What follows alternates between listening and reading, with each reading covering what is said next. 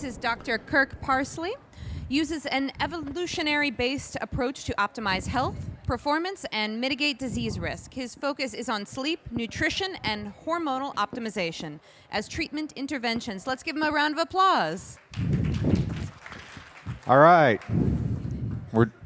I just was here for the applause, so I'm set.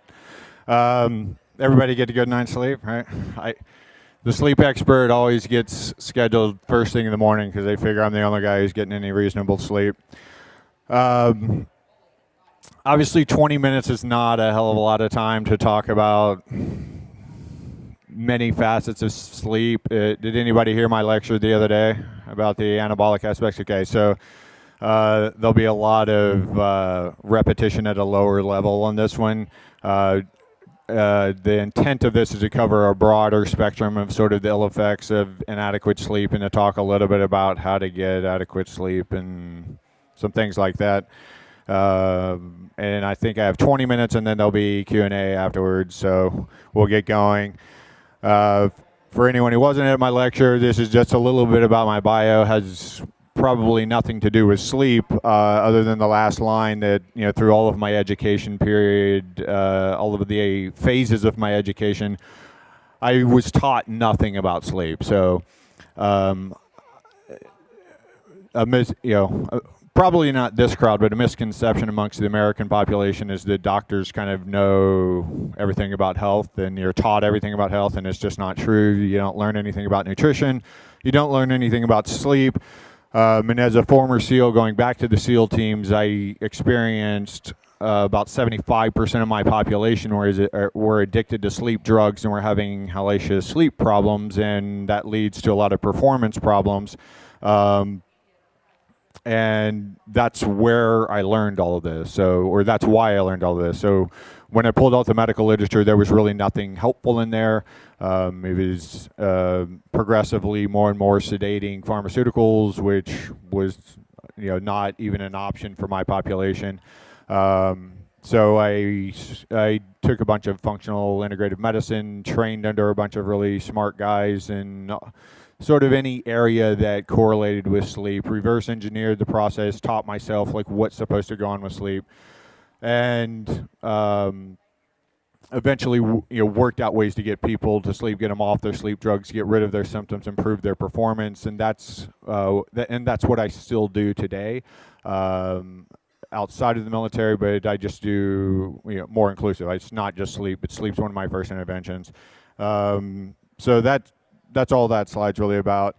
The lecture goals here are pretty simple because it's so short. I just really want everybody here to come away from this with some thoughts going through their head about, is sleep negatively impacting your life? Are you doing everything you can? And to really get people to value sleep. That's my biggest problem, all right? Now that I work with a lot of corporate CEOs type people, they're even more resistant to sleeping than the SEALs. The number one thing, I just don't have the time. I'm too busy. I can't do this. And it's the same excuse people say about exercise, and it's the same excuse people say about nutrition. Well, I'm too busy. I travel. I can't eat what I want, blah, blah, blah. So I just want you guys to reconsider the importance of sleep in your lives and to foster some interest to where maybe you go do some research and do some more learning about it. Anybody know this guy? Anybody familiar with him? All right. It's a good buddy of mine. And I open with this story because I think it's one of the most powerful and salient examples I have about the effects of sleep deprivation. So Peter is a brilliant guy. If any of you guys know him, absolutely brilliant. One of these guys that can, do everything you could possibly imagine doing and seem to balance it all. Very efficient, very smart. Three residencies: a general surgeon, an oncology surgeon, cardiothoracic surgeon. Wrote a surgical review book while he was a resident. Just completely amazing guy. And he tells me this story as I got to know him. He told me this story about we were talking about how sleep deprived we are in medicine, which is really laughable, right? Because the medical community knows how dangerous it is to be sleep deprived, and yet he was doing surgery and falling asleep doing the surgery and having to turn it over to somebody else to finish the surgery. So this one particular day, he's really fading out. He's doing really poorly. Somebody had canceled. He had done 2 days in a row on call, essentially, right? So he hadn't really slept for about 46 hours. And he starts driving home, and he's falling asleep at every stop sign, okay? Anybody ever experienced that kind of drowsiness, right? Like most of us have, and I'll get to some slides about that in a minute. So he's falling asleep at every stop sign. He still somehow has the wherewithal to say, I probably shouldn't get on the freeway or I'm going to die. One of the things that happens when you're sleep deprived is you lose your prefrontal cortex, right?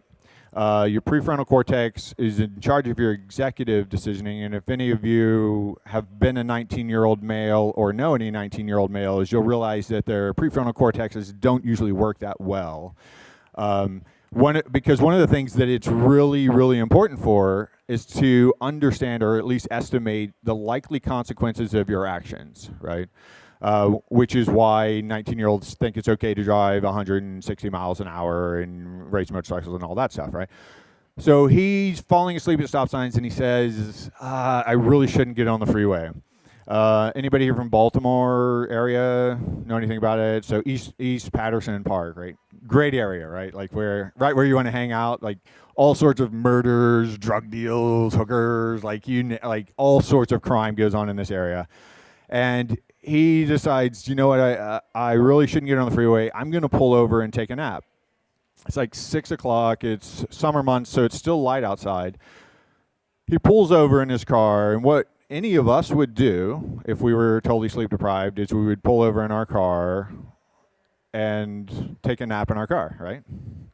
But because he's so impaired, and this, again, is one of the most brilliant guys I've ever known. His prefrontal cortex is 7 times larger than mine, I guarantee you. Like, he's an amazingly smart guy. He decides the solution is to get out of his car, leave it unlocked, and go lay down in the grass in the park.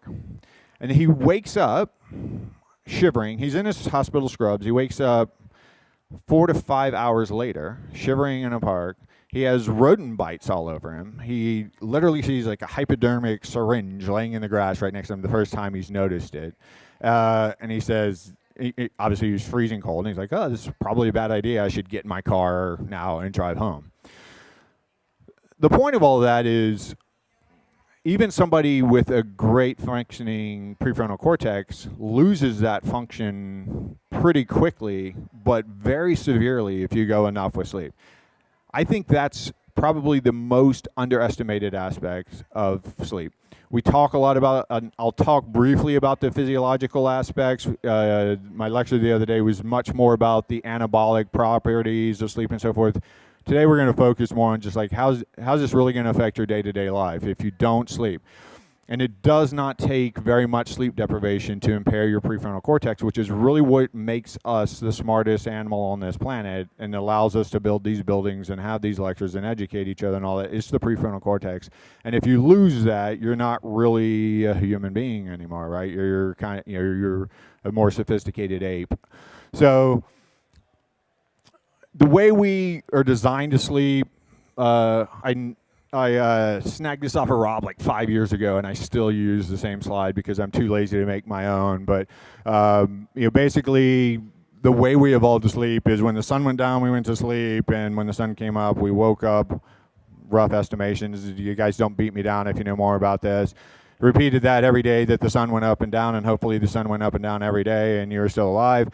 We have some pretty recent data. If you go back to just the Victorian era, people spent on average 10 hours in bed. Probably a lot of you have heard of like the dual sleep where people slept, kind of woke up in the middle of the night for maybe an hour or two, went back to sleep. That was more common in the winter months when the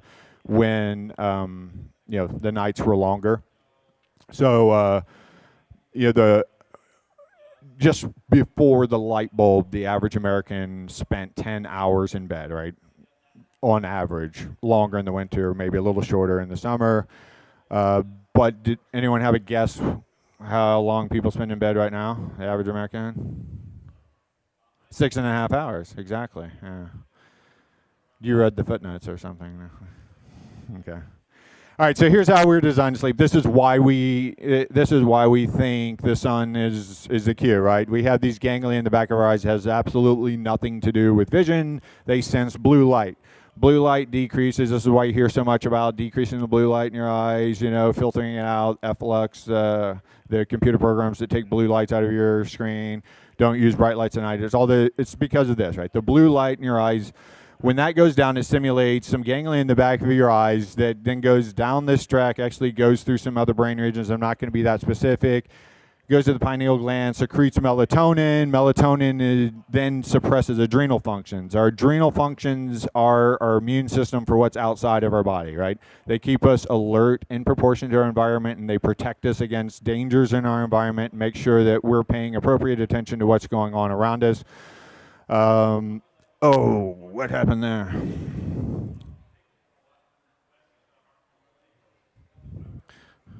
Replay. There's a little review for you guys in case that was too complicated. Adrenal function goes down, body temperature goes down, heart rate goes down, blood pressure goes down. Primarily, these are adrenal hormone regulated. There's some neurotransmitters going on. I'm not getting into the specifics of that. Oversimplification, but in general, brain metabolism goes down. Blood sugar drops, largely due to cortisol dropping, and your immune system increases. That's an important thing, right? Anybody who's ever, crammed for finals, crammed for a deadline, and then you get sick right after, right? It's because you've now regained the appropriate function to have a good functioning immune system, and now you're going to be sick. You didn't have enough of an immune system to be sick before.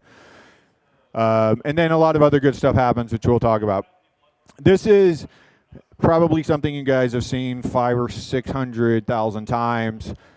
This isn't truly a cortisol curve. It's an oversimplification, but this is an example of an estimation of the circadian rhythm. And basically what happens is down here, this is really deep sleep. This is what we call slow wave sleep cycles, okay?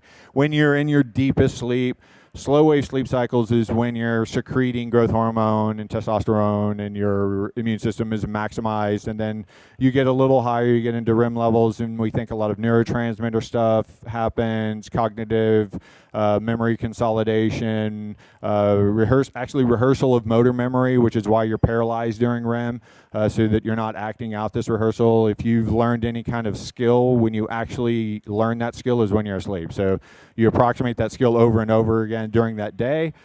When you sleep is when that gets consolidated and it actually becomes motor memory, and you get better at that skill, and then you can add on to that. So that's all happening down here. Fight or flight is like somewhere way up in here where it's exactly the opposite. You have this really, really capable body that can fight or flee. You're completely impulsive. Your prefrontal cortex is gone because you don't want to think. You don't want to make executive decisions. You want to get away from that tiger or for that guy with the gun or like whatever the big stressor is. And if you sleep perfectly, this curve looks like this, right? If you live in a balanced life, your curve looks like this. And your curve may look exactly like this, but if you live in a super high stressful world like America, your curve is probably somewhere up in this range, right? And that presents a problem because maybe right here, if that's the nadir of your cortisol and adrenal function, you may not actually be hitting deep sleep. So even if you spend 8 hours in bed, you don't get enough recovery. And that's the whole idea around the stress reduction and adrenal recovery and that aspect of sleep. So what happens when we don't get enough sleep? We live these ridiculously high stressful lifestyles, tons of adrenal function going on all of the time, and then we know there's some ill effects, right? And some of it's from absence of slow wave sleep cycles, some of it's from absence of REM, some of it's from just short sleep and not enough of either, depending on what's going on with you. But we talked about the slow wave. If you don't get that, you decrease your secretion of growth hormone and testosterone. everybody knows that's good, right?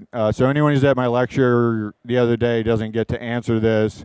If you weren't at my lecture, somebody yell out to me the primary male sex hormone. Testosterone. Primary female sex hormone. You were there. No. All right, testosterone. Most people think it's estrogen. Women have 10 times more testosterone than they do estrogen. Men just have 10 times more testosterone than women. So you don't do that. You get this chronic inflammation. That has to do with the immune, the immune functions we were talking about. That leads to lethargy, mental and physical. Metabolic changes I don't have time to get into happen, but they do happen. Changes in body composition. You increase your body fat. You decrease your muscle mass. Testosterone is actually being converted into estrogen at a higher rate. You get fatter, your muscles shrink even more, you don't feel like moving even more, and eventually you get movies. And movies is not a good look for anybody, right? If this guy can't pull it off, nobody can. Go. So some acute performance things. 18 hours of wakefulness means that you're sleeping 6 hours a night. Very common, right? At the end of this 18 hours, you perform on neurocognitive testing at this level, blood alcohol level equivalent of 0.05, which is illegal in some places. But if you add one alcoholic drink, it has double the effect of if you were properly rested, okay? So if you ever go to happy hour at the end of your workday and drive home, I guarantee you're drunk even if you've only had one drink. Decreased libido. This is short sleep, not sleep deprivation, short sleep. 30 to 40% decrease in sex drive. Just like alcohol, we only perceive our impairment from sleep deprivation for about 2 to 3 days. After that, we say, I feel fine, I'm totally normal, I have adjusted to this. But if we measure your neurocognitive performance, you continue to get worse and worse and worse, infinitum. Increases daytime hunger, leads to bad food choices. 1 hour of sleep deprivation per night over the course of a year, 14.3 pounds of fat, and that's an average weight gain. Most people don't dig that. Decreased insulin sensitivity for obvious reasons. This is HSCRP is a marker for inflammation, so increased inflammation, decreased executive function, we've already talked about. Social impact, 19 to 24-year-olds are actually much more likely to die from being in car wrecks from being tired than they are alcohol, like 4 times more likely. That's a big social impact. As you all raised your hands and attested to, 56, basically half of the Americans admit to driving drowsy, essentially driving drunk all the time. Is that no? Okay. 18% of all fatal car accidents are traced back to sleep deprivation or being tired. 50% of truck drivers, which we would expect, right? They're driving at night and they use a lot of stimulants. There's some other issues going on there, but that's a big impact because a lot of those are fatal for other people. Most common dominant factor in all when the Transportation Board reviews cases, the most common cause of anything, airline crashes, shipping, train, like everything, sleep deprivation is the most salient cause. There's always usually they'll say 5 or 6 things, but sleep is usually number one. Other long-term effects, all sorts of bad things. The inflammation leads to autoimmune disease, neurological decline, you're more susceptible to TBI and PTSD if you're in a world like that. Dementia, mood issues, suicide risk, 750%. That's big, right? 7.5 times more likely to succeed in committing suicide. Routine illnesses go up, like just the flu, 3.5 times more likely. All sorts of performance things. You're more likely to be addicted to any kind of substance. Neurocognitive decreases. And then some interesting thing about relationships, if you sleep deprive either partner or sleep restrict, so like 1 or 2 hours, both partners feel like the other partner isn't as good of a partner that day, okay? It doesn't matter which one you sleep deprived. So if you're both sleep deprived or one of you is chronically sleep deprived, you're experiencing this every day. Some evidence, some of these things are well documented to be sleep was the primary cause, but if you look at the times of all of these, you can't help but come to the conclusion that sleep was a major contributor in all of these natural disasters, okay? Or not natural disasters. Fiscal impact. If any of you are super financially motivated, there's some estimates that the CDC has put together.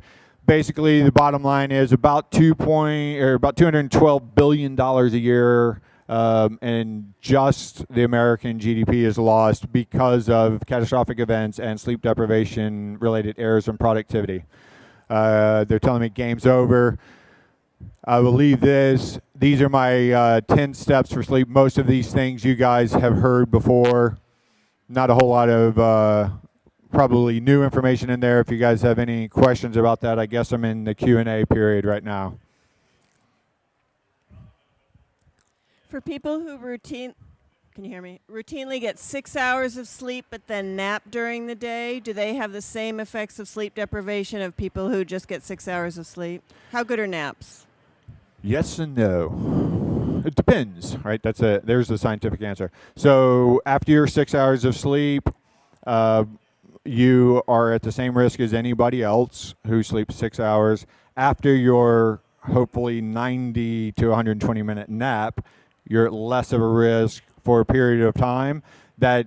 However, that does decay faster than a normal 8-hour sleep night, so it won't be fully the rest of the day, but that does improve.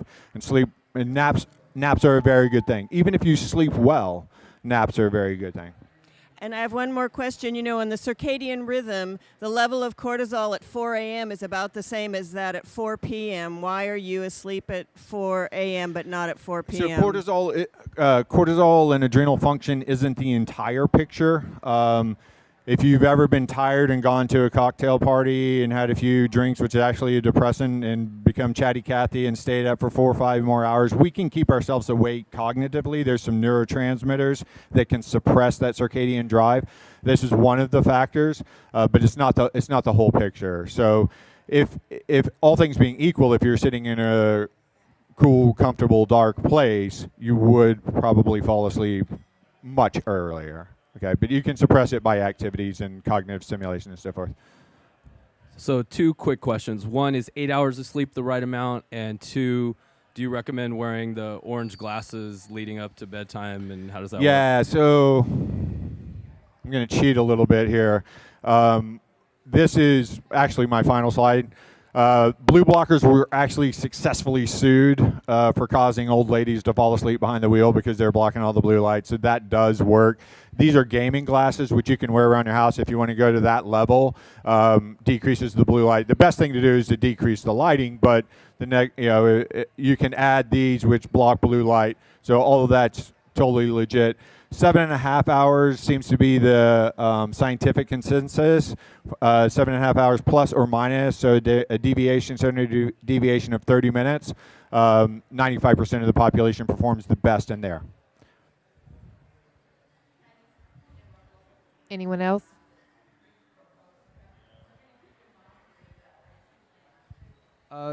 So what are some indications of waking up early than you want? So I'm actually the past 2 weeks getting 4.5 hours, 5 hours, and just like waking up at 4:30, 5 a.m. instead of 7:30, 7 a.m. So just like I fall asleep okay, but I get that sleep interruption. I'm just confused about it. I actually can't hear you all that way. You're sleeping 4.5. Yeah, I fall asleep fine, but then I'll wake up at 4:30, 5 o'clock instead of 7 o'clock. Without an alarm clock you're talking about. Yeah, just confusing, just up. And this has been going on for a couple of weeks? Yes. Okay. So anytime you're under a more stressful period, whether that's physiologic stress, cognitive stress, whatever, you have heightened adrenal function. Probably what's happening is that your adrenal function is getting higher earlier in the day. My recommendation is to stay in bed for the full time anyways, do relaxation techniques and all of that type of stuff. Even if you don't sleep another minute, if you keep doing that, eventually you will sleep that time. But if it's phasic, if it's like I'm working against a deadline, I have a ton of stuff to do, I'm really stressed right now, that's normal life, right? Like you should get past that period. If it becomes chronic, that's something we call terminal insomnia, which is different than initiation insomnia, which you're sort of referring to at the beginning.